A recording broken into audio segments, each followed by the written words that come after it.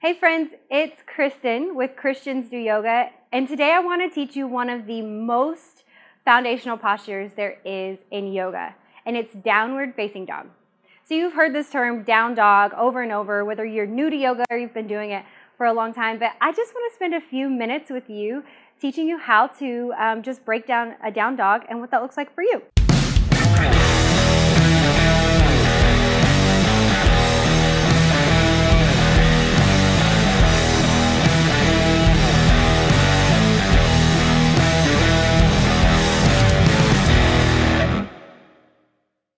So when you're ready and your mat is rolled out, we're going to start with our hands just towards the front of our mat and step our feet towards the back of our mat. So a lot of times we're here and our hips are kind of low and we feel a lot of pressure in our wrists.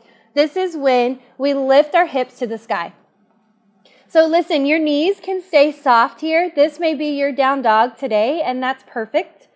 You might be able to straighten those legs and let those heels come towards your mat, and that's great too. The idea is to have a straight back. So from your tailbone to the crown of your head, you want a nice line. So whatever that is for you. Your fingertips are spread wide. So I like to look at my first finger and my thumb and see if I'm making an L, and then my fingers just kind of splay out from there. And then your ears are between your biceps. So again, soften those knees. If you can get those hips a little higher, then do that with your soft knees. And then you can start to kind of pedal one at a time of those knees just to start to open the backs of those legs.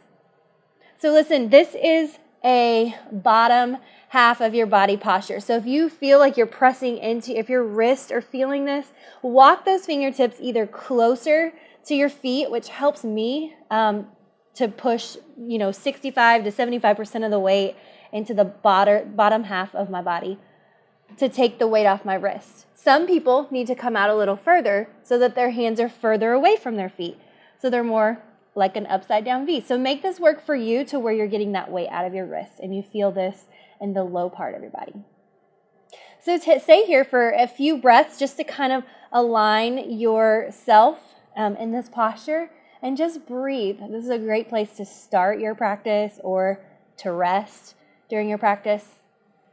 Downward facing dog is also really great for your circulation because technically you're in an inversion right now. And so this is really good to just kind of get the blood flowing in different directions.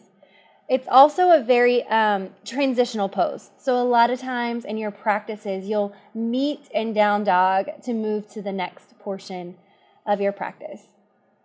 So go ahead, why don't you just take maybe 5 or 10 breaths here. You can move in and out of this and rest in child's pose in between.